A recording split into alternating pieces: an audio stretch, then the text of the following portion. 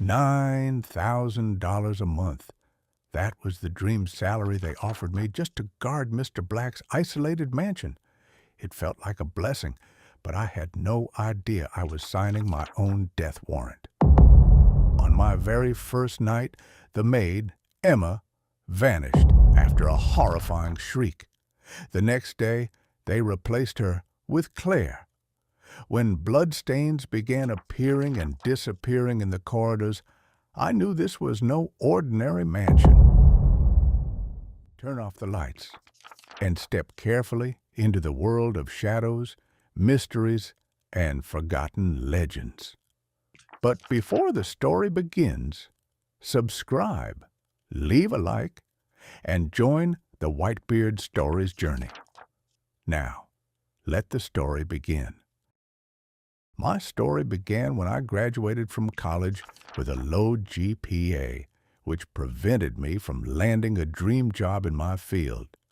I lived with my elderly mother in a rented house on the outskirts of a certain state, and our financial situation was incredibly tight. One day, my mother advised me to look for any temporary job to cover our needs, saying, "Son, work in security for a while until doors open and you gain experience dealing with people." Indeed, I searched until I found a job as a security guard at a local hospital for a meager salary. I spent 3 years there, suffering from the company's exploitation and delayed paychecks. I was always looking for a better opportunity, until luck smiled upon me and I passed an interview for a security guard position at a major shopping mall with an excellent salary of $4,000. Thanks to my dedication and decisiveness, I succeeded within 2 years in establishing order at the mall and earned everyone's respect, especially that of my manager, Fred. One day, Fred called me into his office and said, "Ethan, your good reputation and honesty made me choose you for a very special mission. There is a massive, isolated mansion outside the city limits, owned by a wealthy and influential businessman named Mr. Black. They are looking for a competent and trustworthy security guard to guard the property, and the salary is unbelievable, $9,000 a month, with private accommodation and daily meals provided." I couldn't believe it. Even though the mansion was very far away and located in a semi-deserted area, I accepted immediately to secure a decent life for my mother. I moved there, and the mansion was grand yet eerie, surrounded by a towering wall and a vast, dark garden. I was welcomed by the supervisor in charge of security, a stern man named Thomas. Thomas handed me a two-way radio and said in a harsh tone, "There are strict rules here, Ethan. No entering the mansion after scheduled hours, and no curiosity or meddling in other people's business. Your job is divided into 3 parts. Inspect the mansion's garden and walls from the inside at 5 a.m. Re-inspect at 3 p.m. to ensure there are no signs of trespassing. And the third task is the most important. At 11 p.m., you enter the mansion with a file containing pictures of 50 rare antique artifacts, and you must check them one by one to ensure their safety." However, the surprise was on the last page of the inventory file. I found a personal photograph of a young woman. When I questioned with my eyes, Thomas told me, "This is Emma, the resident maid in the mansion. She is responsible for the internal cleanliness of the mansion and preparing your 3 meals, leaving them at the mansion's door. As part of your daily duties, you must go to her room on the top floor at exactly 11 p.m. after finishing the artifact inventory, and knock on the door to ensure she is well and in good health, without entering her room." The first week passed peacefully. The meals Emma prepared were amazing, and the silence was absolute until that ill-fated night arrived. At 11 p.m., I entered and inventoried the artifacts, then went up to Emma's room and knocked on the door. No response. I repeated the knocking several times and called her name, but to no avail. Feeling anxious, I turned on the radio to speak with Thomas, and suddenly I heard a muffled, horrifying female shriek of terror coming from the lower floor. I ran quickly, and during my dash through the dark corridors, I caught a glimpse of a strange light moving in the backyard through the windows. When I contacted Thomas over the radio and told him, he surprised me with extreme coldness, saying, "Ethan, get out immediately and lock the mansion doors. Do not break the laws. We are monitoring the cameras. The sound might be from the street, and I will come tomorrow morning with other guards to check. Do not enter the mansion again tonight." I returned to my external office, terrified.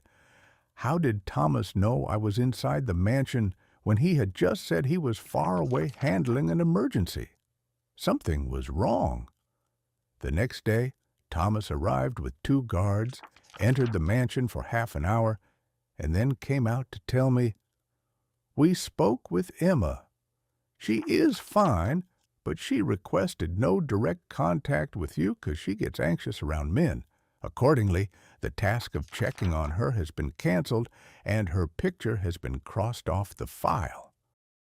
At 4 p.m., the meal bell rang. I went to fetch the food from the door, and as usual, no one was there. But the shock was that the food was terrible, undercooked and completely without salt, unlike Emma's luxurious cooking. At night, the pattern repeated, and during the artifact inventory, I secretly went up to Emma's room and knocked stealthily. A completely different girl opened the door, looking absolutely terrified. I asked her, shocked, "Who are you, and where is Emma?" She said in a trembling whisper, "I'm Claire, the new maid. I arrived this morning, and I don't know who Emma is." To make matters worse, while walking down to the kitchen, I caught a strong metallic scent resembling blood and noticed a dark, dry spot on the floor that had been hastily wiped away. I realized then that there was a dangerous secret and crimes happening inside this mansion. I secretly called the police and reported missing girls and bloodstains, but to my surprise, the police never arrived. Instead, an angry Thomas called me and said, "Why do you betray our trust and report to the police?" The police contacted the mansion owner to verify, and the owner informed us, "You are ruining our reputation." Here, I felt true terror. The police were either complicit or misled by the influential owner. I pretended to cry and apologized to Thomas, so he wouldn't suspect that I had uncovered their scheme.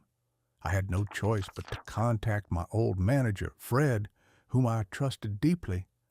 I explained everything to him, the disappearance of Emma, and then Claire, the blood stains, the smell of death, and the suspicious coldness from Thomas. Fred asked me to hold it together and said, "Ethan, stay calm and show no suspicion. I will come to you myself, bringing a force from the Federal Crime Counter Unit from outside the district to ensure there is no collusion." On the 3rd night, I entered the mansion for the usual inventory and decided to check on the new maid who had replaced Claire. I knocked on the door, and a 3rd girl named Leah opened it. She was frightened and told me they had taken her phone as a condition for the job. I told her quickly in a low voice, "This place is extremely dangerous. 2 girls vanished before you under mysterious circumstances. Be ready to escape tonight.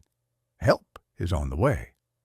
I returned to my office, watching the clock with killing anxiety. At exactly 1 a.m., unlit black SUVs belonging to the federal law enforcement forces arrived, led by Fred. The forces stormed the mansion and offices, silently and with professional speed. The ultimate shock and the evidence they uncovered in the secret basements below the mansion were worse than I could have ever imagined. The mansion wasn't just a home, but a cover for a horrifying international human trafficking and organ harvesting ring where victims were held captive. Mr. Black and Thomas were running this human slaughterhouse, exploiting foreign girls looking for work. The entire gang was arrested and the network dismantled.